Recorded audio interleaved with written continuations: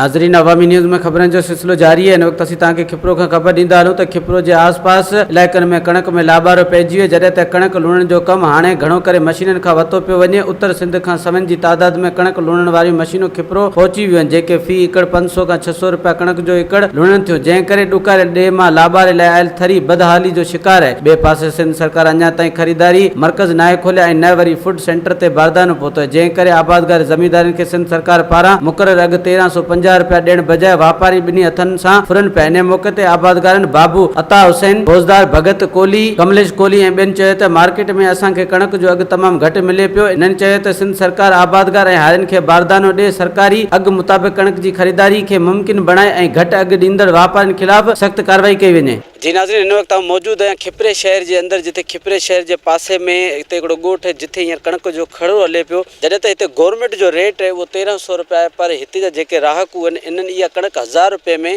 कंहिं हिते जा जेके दीवान आहिनि उन्हनि खे ॾियनि पिया। छो त हुननि जो इहो चवणु आहे त हिते जेके बि सेंटर आहिनि अञा ताईं उहे न खुली सघिया आहिनि, हिन जे करे मजबूर आहिनि इहे जेको पंहिंजी कणक आहे इहे शहर वारनि खे ॾियनि पिया, छो त हिननि खे अॻिते फसल पोखणो, हुन जे लाइ हिन वटि पैसा कोन्हनि।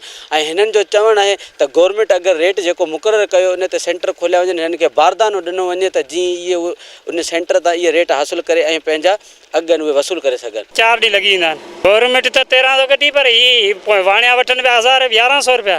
गवर्नमेंट खे चवंदा अघु वधाए, ॿियो छा वधाए असांजो इहो, पर गवर्नमेंट वधाईंदी त कोन। हालत त असांजी ॾिसे बि, इन खां मथां कहिड़ी हालत आहे। असां ईअं अपील कंदासीं त बाबा असांजो माना रेट असां हिते घटि था वठनि, अव्हां जेको अलाए कीअं रेट हुननि खे ॾियो, ठीकु आहे। असांखे माना रेट त वधायो न, असांजी माना मज़दूरी ठाहे।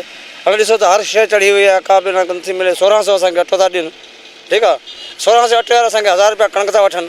वाणियुनि खे ॾींदा आहियूं शहर में, खिपरो शहर में हिते ॾींदा आहियूं। मज़दूरी साॻी आहे, अञा बि घटि आहे, 400 रुपया मिलंदी असांखे मज़दूरी मिली ईंदी। जी नाज़रीन, ही तव्हां हिननि जूं ॻाल्हियूं ॿुधियूं। हिननि जो इहे मुतालबा आहिनि त जेके असांजा कणक जा अघु आहिनि उहे जेके 1000 रुपया हिननि सेठनि खे ॾियनि पिया, उन जे बनस्बत जेके गवर्नमेंट जा सेंटर आहिनि उहे खोलिया वञनि, जिथां इहे पंहिंजा इहे अघु हासिलु करे ऐं पंहिंजो फसल आहे उहो वरी ॿियो नयो उगाए सघनि। हरेश KBC अवामी न्यूज़ खिपरो।